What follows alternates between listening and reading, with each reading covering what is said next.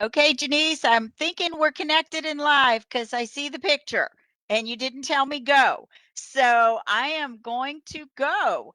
And welcome everyone again. We have a very fun week for you.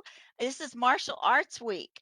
We are featuring three different martial arts studios this week that will give us information on three different types of martial arts. We are so excited to see you guys again. It's been a while. Remember that if you'd like to go ahead and get some attendance credit for scholarship, make sure that you go to the library's website, hit the events button, and there will be a registration form.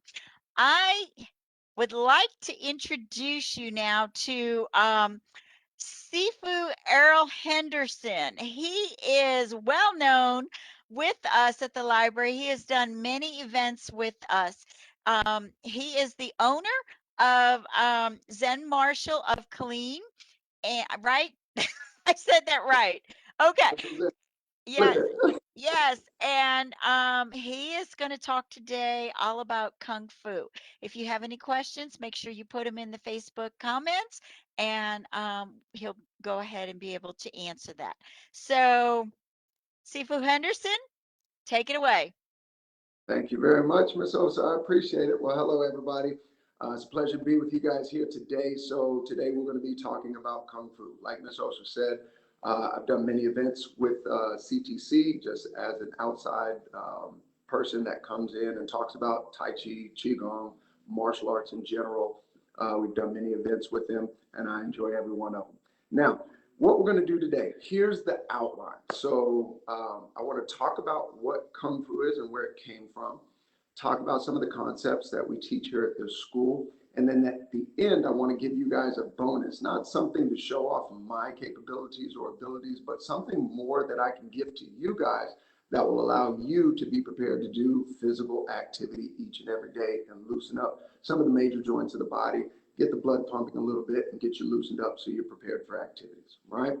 So first things first, if you aren't familiar with myself, which I don't know why you would be unless you've been to one of the other events, my name is Errol Henderson. My title is Sifu, which just kind of means like master or mentor. The two characters actually mean teacher and father, and together it's like a mentor or a master. It's something that's leading you through something, okay?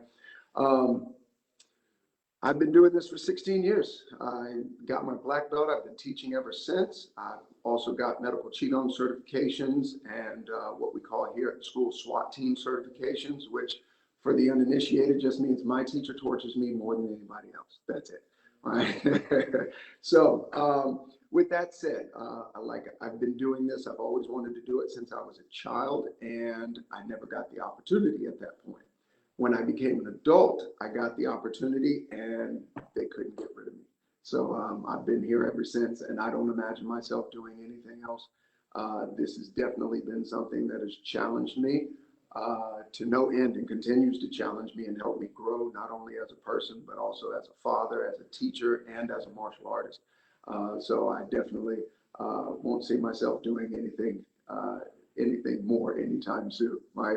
So other than that, that's me. The title Sifu, I take it seriously. However, I also know within the vast world of martial arts and martial artists that titles don't mean much. You have a bunch of talented martial artists out there that don't have titles. They don't think about titles. This is something that we use that comes from one of the philosophical ideas that Kung Fu was born out of, and that was Confucianism.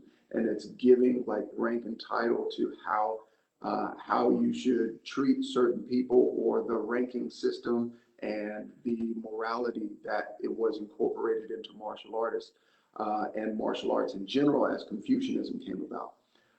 Another deeper part of that, or an older part of that, because Chinese martial arts has a deep-rooted history. It's well over 2,000 years old, right? So one of the other parts of that would be Zen Buddhism and also Taoism, right? So these three principles, or these three ideas, kind of led the way to making martial arts, or Chinese martial arts, what it is today. So the Taoist philosophy is more adhering to nature, The Buddhist philosophy is more adhering to peace and serenity and the understanding that life is suffering, right? That you're going to have some sort of suffering, and then the way to ascend that suffering is to gain enlightenment. And enlightenment is not, a lot of people put like very esoteric meaning to that, and there is some of that, but the idea of enlightenment is more of your awareness, right? The more you become aware, the more you can gain knowledge and understanding of that knowledge, the more you can ascend suffering that comes from lack of that knowledge, right? But we also understand within that principle, the more knowledge you get, the more suffering you're going to understand as well, because then you see it, you're aware of it, right? So it doesn't escape you, right? There's no ignorance involved in that, right? So those are kind of like the three modalities that built up Chinese martial arts into what it is. Now, what people, I'll talk about what Kung Fu is in another term. Like what people usually call Kung Fu is a generalization. We over here in the West have kind of understood Kung Fu to be Chinese martial arts, and that's not true. The term Kung Fu is like a skill obtained through hard work over time and effort, would be the meaning of Kung Fu. So that's why if you've watched the movie Karate Kid, you hear Jackie Chan say, you can have Kung Fu in anything. You can be a cook and have Kung Fu. You can be a painter and have Kung Fu. You can be a janitor and have Kung Fu, right? You can have a skill obtained through hard work over time. So the term Kung Fu is just a pointer to what we call martial arts. The actual term would be wushu, right? Martial arts or self-defense, right? So when you're talking about Chinese martial arts, it's all wushu. Now, some of us more traditional martial artists like to make a separation because there's contemporary wushu and then there's traditional wushu. So traditional martial artists go through the forms and the self-defense aspect, the whole 9 yards, whereas contemporary wushu, a lot of it nowadays is a sport meant to display the athleticism of what martial arts could be, right? And typically they're not doing a lot of that, the technical applications to it to make it more of a practical self-defense art, right? Which there's nothing wrong with that. I mean, they made it a sport like that so they could compete in the Olympics and do things like that. So it has its place, right? But there is a separation in the understanding of what contemporary or modern wushu is versus traditional wushu, which is what Jet Li did, right? That's how he became famous in the 1970s when they did what's called pulling back the Iron Curtain, right? So China introducing itself to the world. He was part of that team of martial artists that went out and displayed kind of some of the things that the Chinese people did, right? Okay, so another part of what Kung Fu is, it's not used in the way it used to be used, right? So it used to be, this was used in actual battle. Now, we're not defending the village with swords and spears, right? Not yet, right? I don't know. It may come to that. I don't know, right? But that's not necessary today. So it's proven itself to be a modern day advantage to achieve success and become a leader throughout every area of your life, as well as the practical self-defense that comes with it, okay? So what else? The bow. The bow is an exchange of courtesy, like when you meet somebody for the first time and you shake their hand.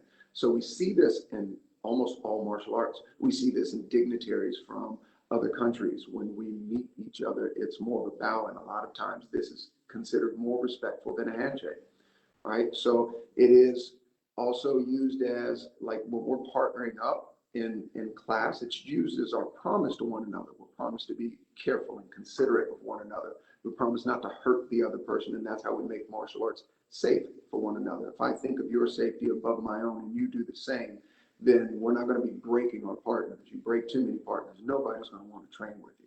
So you train hard, but you want to make sure that you also stay mindful of the other person's safety. All right. Now, it's also a reminder to always do our best. So when we bow coming in the academy and we bow when we leave the academy, that's our reminder. While I'm here, I'm going to do my best. Whatever I was thinking about before I got here, I want to leave that outside, and I want to start one of the best parts of my day, and that's me working on myself, making myself better. And then when we leave, it's always goodbye, sir, goodbye, man, when we bow, reminding ourselves that we're future black belts. We're always future black belts, even if you got your black belt. It's like, how do I continue to improve myself? So I want to remind myself, as a future black belt, I need to act with respect, discipline, no matter where I go or whom I'm with. right? Now within Kung Fu, especially over here, there's 3 different ways I teach a martial arts student to demonstrate respect within this environment. That's eye contact. So we look at people that we're speaking with in the eyes. It shows that what you and the other person have to say is important. Then there's also yes, sir, yes, ma'am, no, sir, no, ma'am. So it's a way for us to show respect to one another. And that way there's no misunderstanding about a respectful relationship that we have. And then the other part of it is following the rules. Following the rules is important.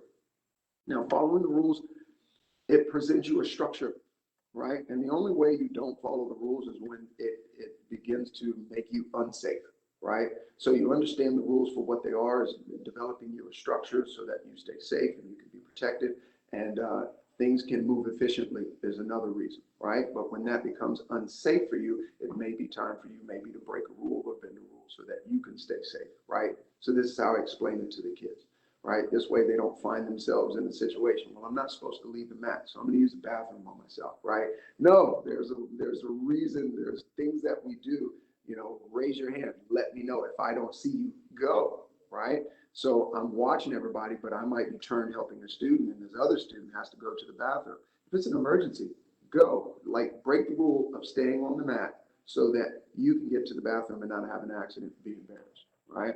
So following the rules is a way to be successful, not just here in the academy, of course, but everywhere that you go, right? So for kids, I explain this to them this way. Like if you're at home, mom and dad ask you to do something, you do it the first time that they ask you. No hesitation. It means right away. So it's always, if they call you, it's yes, sir, yes, ma'am. And then I need you to go do this. I need you to go do that. Yes, sir, yes, ma'am. And then we go get that done, right? This is playing your role as a son or a daughter and showing appreciation for what your parents do for you, right?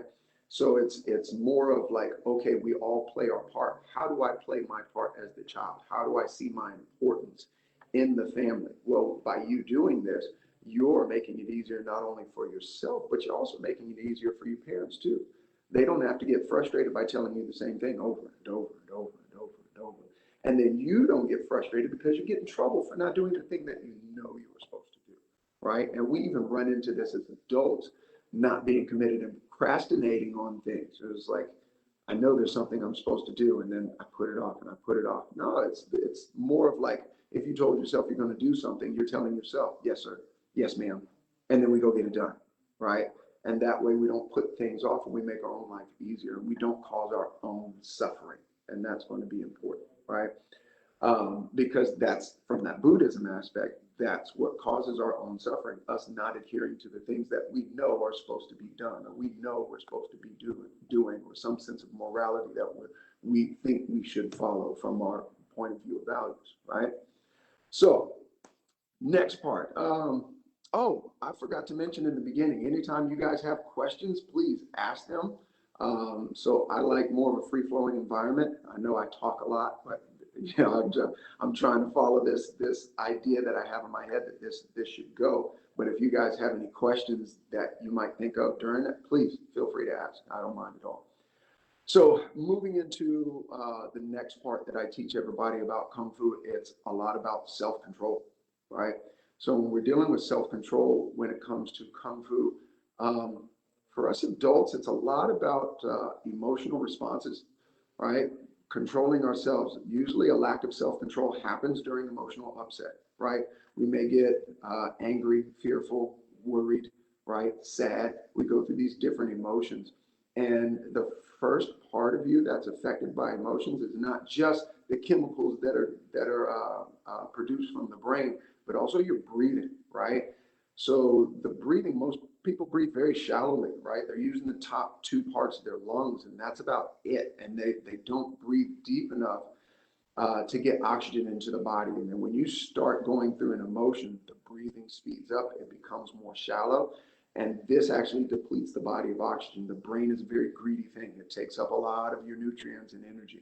So depriving it of oxygen will help you to make those stupid decisions that happen when we're all going through emotional upset, right? So a big thing that I teach students to do is deep Qigong breathing. So deep Qigong breathing, so the terminology doesn't, you know, go over your head or be something that it's too complicated. Basically what it means is lower abdominal breathing, right? So if you watch a baby breathe, right, they breathe from the lower abdomen. So we lose that because the body is very adaptable, very efficient. And when it finds out, oh, we're not using that capacity anymore, it'll deplete your ability to use whatever capacity that you used to have to use. Anybody 33 and older, you understand this from a movement perspective. It's just like, oh, I don't move like I used to. Well, that's only because you stopped moving like you used to, barring some sort of accident or trauma that happened, right? So when we're doing the breathing, I teach deep Qigong breathing. What I have people do is lay their hands on their lower abdomen, about 2 inches below the navel. And all you got to do is sit up straight, make sure your head is lifted and your tailbone is tucked. Breathe in and try and expand the lower abdomen, like the pelvic girdle area, not just your belly, right? And then when you exhale, you contract and squeeze all the air that you can out. And like take 4 to 5 seconds to do this. So it's 4 to 5 seconds breathing in, and then it's 4 to 5 seconds breathing out, right? And when we do this, this helps oxygenate the body, but it also does this. It creates space between stimulus and response. Whatever is provoking the emotion and your reaction to what happened with that emotion, right? So that's going to be very important. Now, the trick to this is, and this is why everybody promotes meditation, you have to practice creating this space, right? If you don't practice creating this space, you may know you want to get there, but you won't have the ability to get there when you need, right?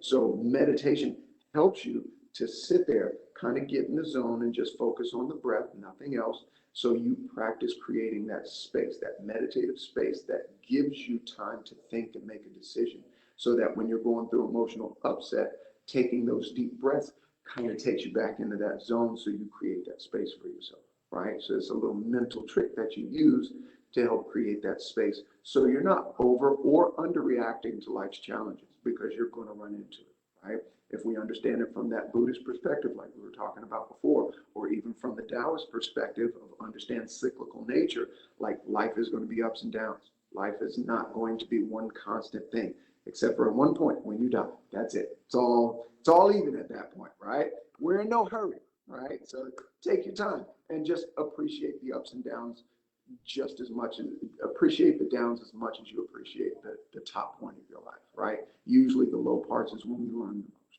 right? The top parts is when we're enjoying everything the most, but it's only because we learned a lesson and we were able to improve, right? So take that in stride and don't get so beat up when things are at their low points. These are opportunities, and they're not just points that are low. Sometimes it's just sadness. So what can I learn out of this sadness? What can I learn out of this attachment that I lost, right?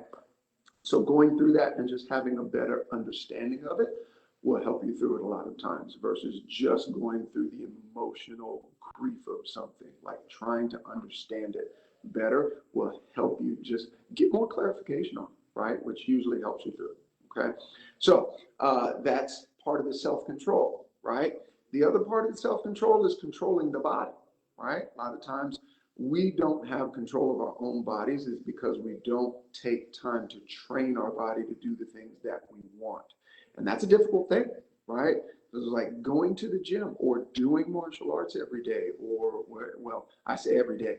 I'm usually a 5-day-a-week guy right about now, right? So there used to be a time where I was 6, 7 days a week. You know, I'm 40 now, so I'm just like, 5 days is good. You know, I train about 2 times a day, and I leave it at that, 5 days a week. Now I still get up and stay active on the weekend, so it's not like I just sit in front of the TV all weekend. You know, I do still stay active and get up and move around and things like that. I'm just not as active, right? And that's only because I want to keep my ability to move and function. I don't want that to go away. So it's important to me that I keep that. So when my grandkids are around, I can run around and play with them. And it's like, look at grandpa, you can't do this yet, right? So it's that sort of thing, you know, building up on being able to play with them and give them something also to look up to, right? So the self-control of not only your mind and your emotions. And it's not really about controlling the emotions. It's more about understanding and being able to deal with the emotions and ride the wave, basically, right? And then controlling the body is about making your body do the things that you want it to do. Now, when I say that, I don't, and I make this evident to my students, rest is part of training your body. So I'm not saying you got to train all day, every day, no breaks, no complaining. No, it's hard. That's why it's called hard work, right? So it's like one of the other translations, kung, hard, food, work, hard work, right? But that's just like a very simplified version of the term. Like I said, it's an achievement that's gained through hard work, right? So I guess the next part would be the self-defense aspect, right? Now, a lot of your self-defense comes from your physical and mental awareness, right? Not only of yourself, not only of other people and their anatomy, but also your surroundings, right? These are going to be three important aspects when it comes to self-defense. So you got to be aware of where you're at. So whenever I do like self-defense seminars and things of that nature, the first thing I'm dealing with is a person's awareness of their surroundings, right? Am I aware of what's around me? Am I aware of where I'm at? Am I aware of the situation that I'm in? How well do I pay attention to the people around me? What the vibe is in the room? Like where's the temperature in the room, and not like the Fahrenheit temperature. I'm talking about like the attitudes and behaviors of the people that are around me. Where's that at? Like, is this a tense environment, right? Is this an environment that is like free flowing, right? Everybody's just they're doing their own thing, right? Or is this an environment that's very controlled? So I have to understand each step that I make to make sure that I'm making the right steps, right? I need to understand the environment that I'm in. That's number one. Number two is understanding that, and not from a paranoid perspective, but if something were to happen, how do I get out of this room, this environment? How do I get to a place that's safer for me, right? Where I can kind of regroup and move from there, right? So these are going to be important aspects when it comes to being aware of self-defense training, right? Now, the next part I would say to that would be what you use for your self-defense, and your mind, or I guess mindset would be first, your mindset for self-defense, and then what you use for self-defense. So the idea is that if I am in a situation, right, it's better for me to talk my way out of it than it is for me to strike anybody. And it's better for me to strike somebody than it is for me to break something on them. It's better for me to break something on them than it is for me to kill them or take their life, right? So I have to go through this process, understand the seriousness of this situation, and make a determination off of these factors, right? Because again, from the Buddhist and the Taoist philosophy and the Confucian philosophy, all of these together, we understand all life is precious. That person is somebody's family member, just like you're somebody's family member. Just because you don't like them or their beliefs or their views or how they look, whatever the case may be, that doesn't make them any less important than you. So we understand, okay, if they're just as important as me, I'm going to take this into consideration, even though they're not making the best decisions for themselves or for me right now. So I got to make sure that I make that determination, right? So then it would be from the mental perspective, giving yourself permission to protect yourself to the highest degree, right? If I have to go to the darkest place that I have inside me and actually take somebody's life to save my own, do I give myself permission to do that, right? Can I take that limiter off to get to that point, right? And a lot of people haven't been put in any situation that actually they have to do this. And this is not an easy part. You think you can just turn on the switch, and it doesn't always work that way, right? Sometimes the instincts will take over and you'll be able to do what you need to do to stay safe. And that is the biggest point. Am I able to give myself permission to do what it takes to stay safe, get home safe, right? And that's what you got to go through. If the situation arrives, what am I willing to do to go home safe? What am I willing to do to go home to my family? And don't just give a simple answer, like actually go through the meditation or the thought process of going through that. So that way, when you have to do it, it's not your first time thinking about it, right? You know what you're going to be willing to do, right? So that mindset training is also going to be a very important part. Like getting kids, right? A lot of times to even strike one another, right? Even with gear on, like they're so shy. They know they fell down, they've been hit, they've gone through all kinds of stuff, and they're really durable. But when it comes to like causing that on somebody else, a lot of times in their mind, they have to get over that. So you have to kind of, it's okay. Like, it's okay. You have to give them that permission to do that. And little boys with girls, they do the same thing. Like, and I don't even think it's something that they're taught. I think it's something that they naturally do, or they hear it, and they, of course, we have social standards that we usually adhere to, and they catch on to that at an early age. So it's just like, no, I don't want to hit her. I'm not, no, you have to, because that's going to train her on what to do in a situation where somebody like yourself may not care about her like you care about her, even though that's just your friend, right? So it's going through scenarios of training the mind and training children. They cut the lights off on you, Ms. Ozer. So going through training the mindset to give yourself permission to actually go through a process, right? So go through that meditation, find out what you're willing to do so that when you do have the physical tools, you're able to use them. Because here's what you don't want to do. You learn all the physical stuff and it becomes exercise, because when it comes time to use it, you're too worried to use it. You're too scared to use it, and then you don't use it, right? So that mindset has to be trained to move forward, to be able to use it in the proper way, to the proper extent, right? Okay, so then we come to like mental training within the martial arts. Now, mental training, a lot in the martial arts, I can boil it down to one word: concentration, right? When you're thinking about concentration, it's not just the concentration of like your physical techniques, right? I have to concentrate my body to be able to get it to do the thing that I want it to do. I also have to concentrate my mind. I have to concentrate my breath. I have to concentrate the spirit inside of me, right? To all link up to where it will work together so that I can get whatever it is accomplished. Now, you use this in your own training and your schoolwork, right? So if I have training in my schoolwork and I want to sit and concentrate, right? Not only do I have to have good posture or good sitting or whatever, I need to be comfortable, right? But I also need to be focused mentally. All right, what is my objective? If I'm going to sit down here and I'm going to spend the next 30 minutes to an hour and I'm going to spend my life doing this, what do I want to get out of it? Once I have that, then I can kind of stay on track, because I know as I go through it, I know where I'm going. I don't want to just sit down to study and I don't have an objective in my study. Well, I got to study. Well, you're not going to get very effective study because your mind won't be focused in on what the goal and the objective of studying is doing. And it can't be something as vague as, well, I want to get good grades, right? Well, most people do, right? And unless they don't, I understand that too, right? But most people that even make the attempt to study want to have good grades. So like, what is my objective in this moment, in this hour that I'm going to spend doing the studying?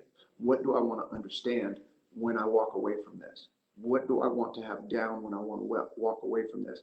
And in doing that, we're able to concentrate our efforts so we can get the most out of the time that we spend doing something, right? So it's the same thing with your body. If I'm going to move my body, what is the best way to move my body to achieve a certain goal? I have to know what the goal is. I have to know what the outcome is. And then I have to focus on training my body to get that best outcome, right? So whether it's weightlifting, whether it's calisthenics, aerobics, yoga, any other martial art that you're going to do, you have to have a goal and an outcome of what you're going to accomplish in that session. What am I working on? What am I trying to achieve here today? That way, you are going to be way more laser sharp when it comes to what you're doing in that time frame, okay? The last part would be like the philosophical training. And we talked about this a little bit when we broke it up into the philosophical, when we broke it up to like the three thought processes or philosophies that go into making up Chinese martial arts, which is the Buddhism, the Taoism, and also the Confucianism, right? So, but it's also what we teach here from a smaller and a broad, or I say smaller, I would say a more obtuse perspective, right? Would be understanding the life skills that we teach and understanding the student oath. Like this would be the beginning, right? To understanding like what the philosophy is going to be. And then we can branch out from there and where these thought processes came from, right? So when it comes to our school, the life skills have to do with 5 elements, which comes from a Taoist perspective. So it's going to be like focused mind, a courageous heart, persistent action, balanced emotions, and a creative spirit, right?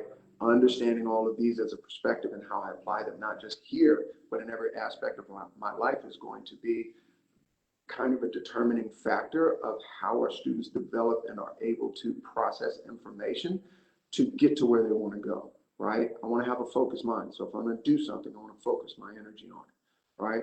I got to have a courageous heart. I can't let fear stop me, right? So I show strength in the face of fear. So whenever I'm scared or nervous about something, that's okay. You don't let it stop you from moving forward. You still move forward and you give it your best effort. You learn through the process, right? Persistent action. I don't quit until I achieve my goal. There are too many times where we quit just shy of reaching the goal. And it's just like, nope, I may have to adjust my approach, but the idea is I've got a goal that I got to get to. I want to make sure I give it every effort to make it to that goal. Like there's not going to be a reason that I don't reach this goal. I'm not going to make any excuses. I'm not going to procrastinate. I'm going to make sure that I'm persistently acting towards achieving something, right? And then there's balanced emotions. I understand that I'm going to experience every spectrum of emotion. You don't escape it, right? And you don't want to. You don't want to shut yourself off. You want to experience things more fully, right? And the more fully you experience things, the more you enjoy life, the more you're engaged in the life and not trying to avoid certain feelings, right? Now, what we don't want to do is overreact to those feelings, right? And that's what gives us balance. We want to experience them. We want to go through the process, but we don't want to overact when they happen, right? And then we just take it too far, right? Joy taken too far leads to chaos, right? You think about a child that gets really excited and then they're all over the place. Now they're breaking all the rules and they don't know how to do it. And then they get in trouble, right? No, it's too far, right? Or sadness. I get so sad that I get depressed. And now I'm stuck in a rut that I have to work myself out of, right? So it's not over or underreacting. And I know depression is not something that can be controlled all the time. So not to overgeneralize that, right? But just giving you like a base perspective on overreacting to some of the emotions that we go through, right? So balanced emotions is going to be about making sure, one, that I don't overreact to what's happening, but two, I don't engage in a lot of the negativity, right? I want to stay focused on thinking more along the lines of what I want versus what I don't want, right? Because whatever you focus on is going to expand, right? So if I'm focusing on all the things that I don't want to have happen, guess what I'm going to find more of? More of the things that I don't want to have happen because that's the thing that I'm focused on, right? Here's a good example of it. And I forget the term or the part of the brain that does this. Regulation, right? So have you ever just been introduced to something? Or here's another one, bought a new car. You didn't see the car all the time, but now that you bought the new car, you see them everywhere, right? Your attention has been brought to something, now your brain recognizes it more, right? So that's what happens when you focus on a certain thing. Reticular activation activates, right?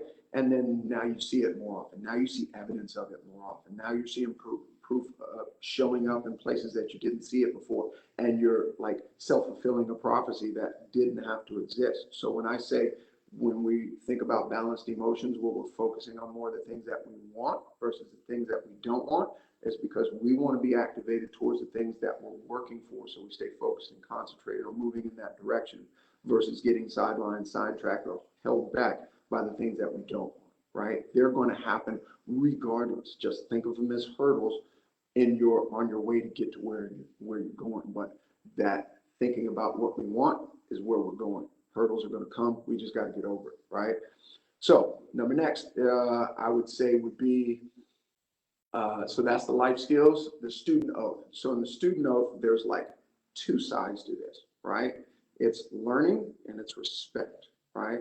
So we learn kindness, we learn loyalty or friendship, and we learn hard work, right? Those are the things that we're working to learn more about each and every time that we come to class, wherever we go. These are the philosophies that we take with us. And then it's respect, right? We respect the ancestors, right? So respecting the ancestors is more akin to like having an appreciation for the things that people have done before you to allow you to have the things that you have now, right? And then respecting your teachers. Your teachers are giving up their time, energy, effort. They've acquired a certain knowledge and ability to be able to disseminate information to you. So having a respect for your teachers and the effort that they put in to give you more information and knowledge and develop your mind and your abilities, whether it be physically or mentally or spiritually, right? So you respect your teachers. And then you respect So for here, it's respect the school and its teaching, or what it teaches, right? So you're respecting the place that you're in, the philosophy of that place, and you're trying to adhere to that while you're in that place. Now that may change as you go from place to place. So you're going to make an adaptation, right? So as you're going from one place to another, it was like, okay, I need to respect the space that I'm in and what I can learn from the space, right? So that is going to be kind of the mindset and the philosophy that we have here at the school, right? And of course, it expounds after that, right? Okay, so we're like 36 minutes in, man, and I've been jibber jabbering. So does anybody have any questions at this point? Well, I No do. questions so far, not from the Facebook world. Okay, Okay, I have a question. fantastic. You spoke intensively about you know, respect and talking, and there's levels of what defense is. I used to work in the criminal justice department and the detention center department, and Sure. I had to go do a lot of things where I got involved in dangerous situations. And I'm 5 feet tall, so like Yep, everybody's taller than me. But as you said, to go in, give people eye contact, and show mutual respect. Um, Hi, how are you? Good morning. And treat people as though they or just as respectful as you are. I found was the absolute best situation fixer at all times. Do you right. feel that? Do you teach your students that talking is a very powerful tool, and like you said, eye contact, but a mutual self-respect, is that where you start? Absolutely, yes. And that's why the bow is there to show respect, not only for yourself, but the people around you. But it is also, so when I have students engaging, I have them introduce themselves. Like, tell the person your name, who they are, give some sort of life to yourself. You're not just a body in the room now. Now I understand, oh, this is a person. They have a name. What's your favorite thing, or why are you here? So they have to introduce themselves. So they have to know the name, and then tell them something about yourself, right? And I give them 45 seconds. So it's just like, you can't take a long time to think about this. I want you to know a name, and I want you to know something about this person, right? That's important to them. Ask them why they're here, or what their favorite thing is about being here, right? Not your favorite color and things like that. Like, that can be done at another time, but understanding why they're here. And that the reason that's the specific question I have them ask, is because now they understand what they have in common, or another aspect of why other people might be doing the same thing that they're. So yes, I absolutely agree. It's like understanding people as being people just like you helps give a mutual respect that allows everybody to work together better. Absolutely. Thank you. I'm sorry, I have another question. Is Yeah, that, is that okay? don't mind.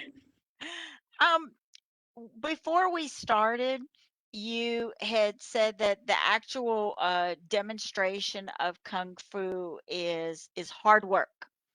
So, in relation to, like, say, for instance, jujitsu or judo, and we've all seen Jackie Chan movies Right. and kung fu movies where everybody's flipping in the air and kicking and all this Right. other stuff. Is this the gist of kung fu as opposed to um, more wrestling? Like, are you teaching quick jabs to the throat? Oh yeah, we do that too. So, okay, so I think I know exactly what you want, or what you're asking. So it's just like, what is the difference of this art versus other arts, essentially? Okay, so the first thing I always promote is I don't think one art is better than the other, right? I don't believe in that, because at the end of the day, those people that are doing that are living off of what their predecessors did. They haven't done any of it, but their predecessors have amazing stories, and they pulled amazing feats and they've done all this amazing stuff. Well, if my master were here, nobody cares. Nobody cares. Like, what are you doing? What are you doing? And that's where we keep that. So when I look at that, what I mean by what are you doing is like, it's the practitioner. It's always going to be the practitioner. So when you're practicing an art, you embrace your art, practice your art. And why worry about another art unless it can add something to yours, right? So we look at different arts as being just different tools to accomplish the same thing, to protect yourself, right? So when it comes to us versus, let's say, Brazilian Jiu-Jitsu, right? It's awesome and I love doing it, right? It's fun. I wrestled in high school, so it was like a fish to water for me. I was just like, ooh, I like this, right? So when it comes to doing Brazilian Jiu-Jitsu versus Kung Fu, like it's a lot about the like groundwork, right? And how do I get leverage on the ground, right? The philosophy is every fight goes to the ground. So how do I work from the ground, right? Now, the Kung Fu goes, fight may go anywhere. I have no idea, right? So if the fight may go anywhere, I need to know what to do at all levels. Now, the ground fighting in Kung Fu is a little different. So we have a stand-up, a wrestling, and a ground fighting. And we also have not only large joint manipulation like they do in Brazilian Jiu-Jitsu, but small joint manipulation that we do as well. So, excuse me, Kung Fu incorporates, it tries to incorporate a large scope of full defense, right? And then compared to like karate, like they both have, all martial arts is based off circles and human anatomy, right? Basically, but they do a lot more, I guess, tighter and harder circles. Not to say they don't have their soft spots too, as far as how they use techniques, but you can see it's a lot harder, a lot stiff, right? Whereas Kung Fu focuses on more of the softer aspects and yielding aspects than what karate does. Now they both do it, they just do it in a different way. So it's different aspects. And if you go back and look at more traditional karate, you see the Kung Fu influence that it had as the Chinese masters left China and went to Korea and Japan and all these places. Like that kind of seeped in, that martial arts seeped in. So you'll see an influence in there as well. So there's a little bit of it all in these martial arts. And that's why a lot of the time they call Chinese martial arts the grandparent of the martial arts, right? Now, that's not to say Korea and Japan didn't already have their own martial arts, but just Chinese martial arts came in and had a big influence on that as they took what was useful, right? So it was the same thing. I already got something, but I like what you're doing there. Let's see how we can use that. So when it comes to martial arts and their differences, the differences aren't that large in, if you think about root source, right, what it's all based on. The differences come in like nuances and what I want to focus and how I want to focus on it, right? So different people do it different ways. You'll even see this in Chinese martial arts. You'll have different lineages of the same martial art and they'll all look a little bit different. They'll all do moves maybe a little bit different. They're adhering to the same principles, but the way they go about doing it changes. And this is where the art part of the martial art comes from, is this expression. Like I get to choose how I express these different things. So I think that would be the biggest thing, is like the concentration on how you apply principles and how you apply using your knowledge of anatomy of another person to defend yourself and stay safe. Uh-oh. Battery You life. mentioned circling. What is Yeah. circling? So circling is more of like how you use your defense techniques. Like if you throw a punch, your punch isn't just straight. There's a circle that happens, right? When you defend, you don't just defend straight. There's a circle that happens, right? So usually when you're using self-defense, whether you're manipulating something, twisting it, right? There's circles that happen, right? So you can even do it as a complementary movement. A good, everybody quotes Bruce Lee is be like water. And you're completing a movement. So if somebody comes in, you're not just going to stop it, right? You use that movement to initiate another movement, right? So I'll let that go by, but then I hit with the other side, right? or I'm blocking this way, so I hit this way, right? Or I block this way and I hit this way, right? So there's a lot of different things that you can do using this idea of circling or spiraling. So that's what I mean by the circling. There's always this movement of circling. So we have a question on Facebook from a Michael Spanikos. I hope I'm pronouncing that right. It Awesome. says, "Good afternoon, sir. I appreciate your video presentation. What style of Kung Fu do you teach, and where is the school, and what time do you teach?" Awesome. So we teach praying mantis kung fu, and we actually teach two different sects of praying mantis kung fu. There's Wallum kung fu, which has a lot of southern influence to it, and then there's seven-star kung fu, it's big Hong Kong style. Praying mantis is about between 450 500 years old, right? And it's like 13 generations deep now. So when do we, or so where we're located is in the IGA Plaza on East Rancière. It's right up the street from Killeen High School, next to Long Branch Park. And the times I teach are multiple times in the evening on Mondays and Wednesdays. Best thing to do is I think they'll put name and number up at some point or somewhere and just give us a call and I'll be able to help you out. We do a trial membership for everybody. This way we find out if it's a right fit for you. But thank you, Yeah. Michael. Yeah. We're going to go ahead and put the link in our comments for them. Awesome. Thank you, ma'am. All right. So that was Michael. Fantastic. Thank you, Michael. Is there anything else? Any other Not yet. questions? Okay. Okay. Um, Well, you- I go for I it. have a question again. I'm sorry. I'm full of No, questions. no worries. Um, when you were talking about knowing the room, Okay. um, I've taken self-defense courses, just self-defense. And one of the things they said is 90-90 Okay. is look 90, wherever you're walking, go this way, go that way. Is that what you mean by know the room, or do you mean like study like different individual people? Sure. Yeah, I'm a people watcher, so I like to study individual people. But so big thing for me is just understanding the room, the size of the room and the exits. So I don't want to be paranoid about anything, but when I come into a room, it's just okay, that 90-90, that's a good thing. Like, all right, those are the doors, those are the exits. Fantastic. Now let me get a feel for what it's like in here. Like everybody seems to be vibing, having a good time. Awesome. It's like, and if something is out of place, like typically you'll notice that, right? So what'll teach that to you from your martial arts training is body language, right? When you see like physical tension in people or the facial expressions on people, body language will tell you a lot about what's happening in a certain situation. So you're just aware of that thing that's happening. So even when I'm having conversations and I'm talking to a person, I'll take a moment to like just, all right, let me look around, see what's happening, and then I'm right back with the eye contact and making sure that I pay attention. All right. So it's just I don't like to give the mindset of paranoia.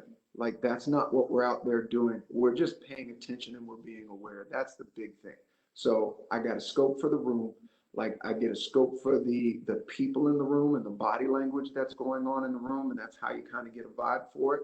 And if there's different groups in the room, you kind of just take a second to look at each group, and then you look at the body language of each group. Oh, everything's fine. And then all you got to do is every once in a while take a scan. Like what's changed? That's it. It was like, oh, has body language changed? No, everybody's still having a fantastic time. Great. And I just don't get so buried in what I'm doing that something happens and I'm completely unaware of it. Right. So that's what I don't want to be surprised like that. But I also don't want to be paranoid in the places that I go. So it's nothing like paranoia. It's just taking that scan and paying attention to what's going on around you. That's it. Thank you. So in the art of Kung Fu, Mhm. and it seems like in the martial arts themselves, because I've heard you speak before in different martial arts, it's not basically going to class to learn to kick somebody. and to flip over and, do Jackie Chan moves. It's more of a philosophy, a discipline, um, basically a way of life that is, in a way, it seems like giving you more control of your life, getting rid of some of the fears and stuff. Is this more what it is like at your studio? Exactly, exactly, and that's what it is. So, and how I always explain that is, it's the path to self-mastery, right? And the path to self-mastery requires certain things. And so that's when we go into the life skills. This is what the path to self-mastery, mastering yourself. It's not just mastering martial arts. Right now, that's the tool that we use and the insurance that we're paying for through our physical and mental effort. And it should help us to master ourselves. So when I say it's the tool that we use, it's the modality that is teaching you how to master yourself. When I say it's the insurance that you have, is you're learning how to defend yourself and how to use physical tools to combat, right? But hopefully I'm using all my other skills so I never end up in a situation like that unless it's a tournament type situation, right? Where I volunteered to go do this. So if it's just insurance, just like your car insurance, we pay for it. Hopefully we never have to use it, right? And if we do have to use it, hopefully it's good insurance, right? We want to make sure we have a good policy. So we train hard, we put everything we got into it to make sure we understand what we're doing. And then we test that, right? That's how we get into the application training, the sparring training, things of that nature. So we do it in a safe, fun environment to where you can go, oh, that was intense, but I know it's with people that actually care for me. They're not people that are actually trying to cause me physical harm, but we got to go through the motions and we got to kind of rough each other up a little bit from a loving perspective so that we know, okay, if I really had to use this and somebody was trying to rough me up that didn't care about me, I know that this stuff works, right? And I can use it. So I know firsthand I got a good insurance policy. Why? I've tested it, right? So I've been in a couple wrecks, right? So you go through the process, right? But it's safe wreck, right? It's a controlled environment, so you don't have to worry about really getting injured. And that's my big thing. Might we get a bump, a bruise, or a scratch, or something like that, bloody lip, or something like that? Yeah, you might go through that, but those heal up quickly. What I don't want you to get is like broken bones or things of that nature. Where it's going to take you time to recover from this. It's not going to be easy. You're going to be out for 6 weeks to 6 months. I don't ever want that to happen, and it never has since I've been here. So, and we got a pretty good group. That's it. All right. Can I Well, take this last? Go ahead. I just have one question, and then if we have any other questions. You said that you spoke about kids. How young do you take them at your studio? Yeah, 4 years old, 4 and up. Okay. Yes, All ma'am. right. Thank you. Janice, Yep. any questions? Nope, I think that's it. Okay. Okay, well, I want to take these last couple minutes to take everybody through just a basic like warm-up series that works out all of the, I guess, major joints of the body and getting you to move. So we'll go through that. I'll go through it quickly. This will be recorded, so you'll be able to slow that down and go through it on your own. But I know we have limited time, so I want to make sure we get the most out of it, and I go through as much of the practice as I can. Usually it's like a 12-minute practice, right? And I also want to do it before my battery dies because we got 10%. All right, so how do I turn this video around? You see that? Can I flip this?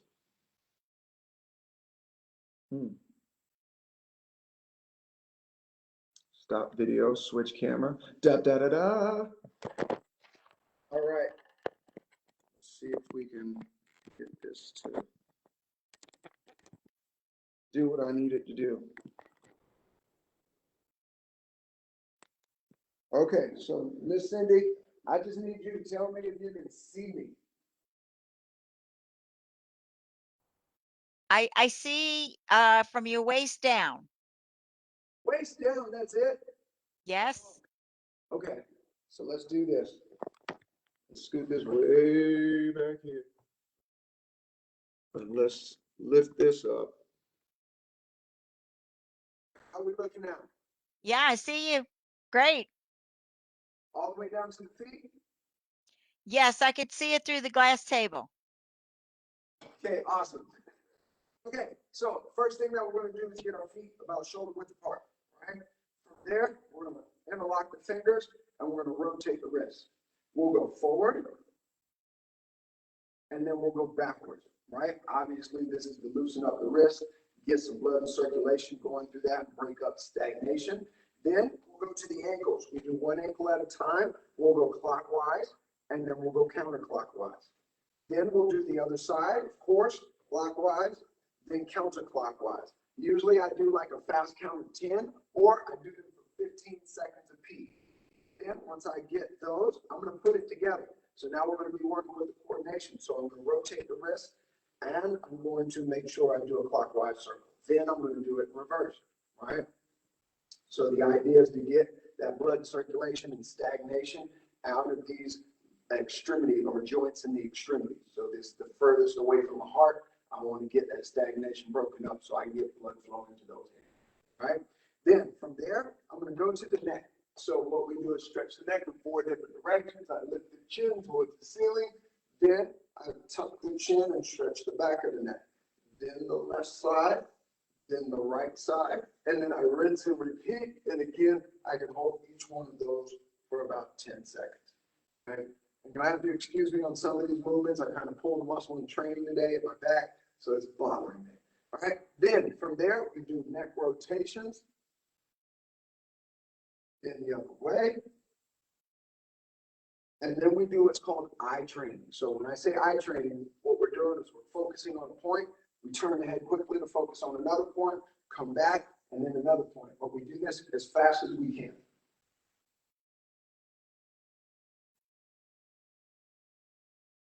All right. Then we go to shoulder rotations. All right. I'm going to rotate the shoulders forward and back. Then with the arms, stretch backwards. Then other side, do the same thing. Then we have arm rotations. So we go forward, then we go back. Then we stretch the chest by opening up the rib cage. Then the arms, forward and back. Open the chest, open the back. Then we turn the waist as far as we can. Right now, mine's not turning that far. Good. Then from side to side. So we stretch it much as we can. We're just trying to get the spine to move here, right? And that's it. All right, so then we're going to have waist rotations. So we get our feet double shoulder width apart, and the idea is to rotate the waist all the way around to the front, and then we go back. Rotate, get that to turn. Rotate, get that to turn, right? That's it, right? Then we're going to have more waist training. The idea is to separate the feet about double shoulder width apart, inside the feet, outside the shoulders. And we want to stretch forward and press the ground and push the hips back. But then we're going to reach forward and twist from one side to the next. Then we want to stretch the lower back by lowering the upper body closer to the ground. And we go through 3 phases of this: with the hands, with the forearms, and then with the elbows, trying to get closer each time. Now we intensify that by putting the feet together. Ankle grip stretch. So the idea is to get the palms on the floor, then grab the calves, try and go further, and stretch as far as you can, holding the body in half. Right? Then from there, all we're going to do is a inside hip stretch to get the inside of that hip loosened up. Then the other side. Then we're going to warm up the quads and also stretch the hip flexors by sinking down, back foot 45, hand on the hip, and sink down. Stretching that hip flexor, dropping your hip into your heel. All right, and of course, we'll do that on the other side. Sinking down, stretching. Okay. Then we go into the lower legs, right? So all we're going to do, feet again, shoulder width apart. I'm going to drop all the way down to one side as far as I can with the feet flat. And I'm going to drop my tailbone down and try and, now the reason we pulse is going to be to help keep tightness in the muscles and not just totally stretch it out. And then it has to kind of regain some of its tension. We want to keep tension in the muscle, but still loosen it up and bring heat to it. That's the idea. And then we reach out, stretch a little more. Really loosen up. And then we go to the other side, of course, and do the same thing. Reach out, do the same thing. Stretch as far as you can. Good. And then we go back. Half split. So all I change is that one leg is up and this leg is bent. Then I'm going to reach out as far as I can. And then I'm going to switch. Then I'm going to go to the other side. I'm going to do the same thing. And I reach out, so I grab my foot, I reach past this other foot, right? And then I switch, and I do the same thing. But then I go into the full splits, so I just kick this foot out, the other one in front. Try and straighten both legs out, then lower yourself down. One side, switch, you do the other side, and then you go down the middle, of course, stretching out as far as you can, sinking down as much as you can. And then, of course, bring it back up, shake it out. Not sure how many of us can actually do a split like that, but I give it my best shot. Work your way to it. And so one of the best ways you can do it is like taking a knee, put your foot on the side and take a knee and kick your other foot out, put your hands on the ground and keep trying to work that forward. Don't go to one side. One hand on one side, one hand on the other. Try and keep the hips as square as you can, right? And then just keep working, keep working until you get it. It'll take a while, right? But you just go through it, okay? Then when you're through that, hip rotations both ways. Knee rotations for us old people, right? And then what I do is a quad stretch, standing quad stretch, right? However long you want to do it. Right. Then we warm up. Then we go through our horse stance, straight kicks, outside presses, all the larger, I guess, exercises that would help us with the style. That's it. Can we see a couple of those? Couple of all those exercises. Yeah, like a kick or a strike, or I'm curious. Do you have enough batteries?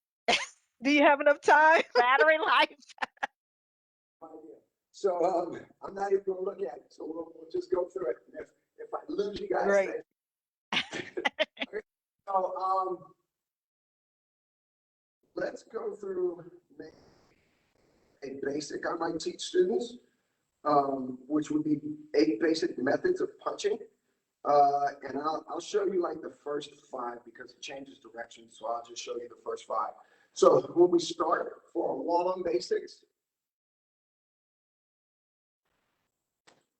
stable position, ping choi, hua choi, chow choi, bean choi, and then hyun choi, right? Which would be a circular punch, right? So when I'm doing this, straight punch, downward energy with this punch, upward energy with this punch, sideways energy with this punch, right? So I'm working like the different angles that I can use punches, and these aren't all punches, these are just some basic punches a person would use, right? In 7-star, we would use that first punch in what we would call like supplementary punches. So if we block to one side, right, that punch would be straightforward, right? I use this hand to block and stay guarded, and then I would come back, defensive posture, right? So I'm going through a series of offense, defense, offense, defense. So I want to defend. So what we do is purely self-defense as it pertains to like 7-star praying mantis. So all of our movements are predicated off of defense first. Like somebody has attacked me, I'm using a defensive movement to return that energy to you. All right?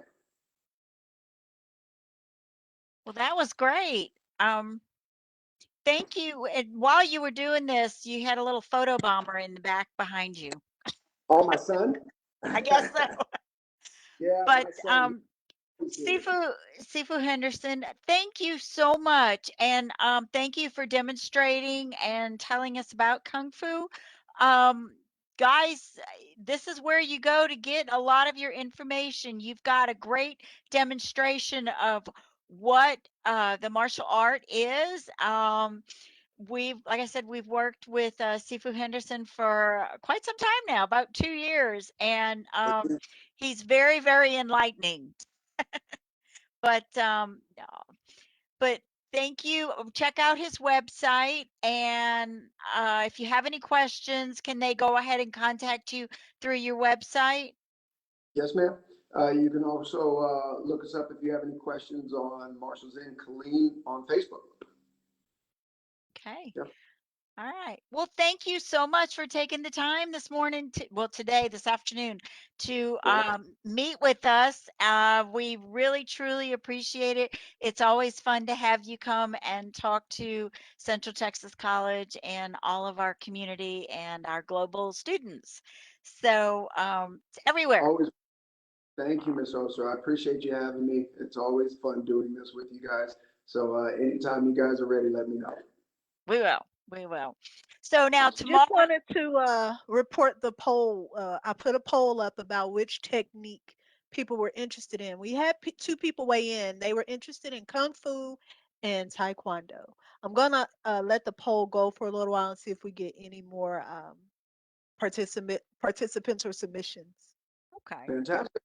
All right. Just And then tomorrow, make sure that you come back tomorrow at noon for Absolute Self Defense Academy in Coppers Cove. They're going to be doing Brazilian Jiu Jitsu.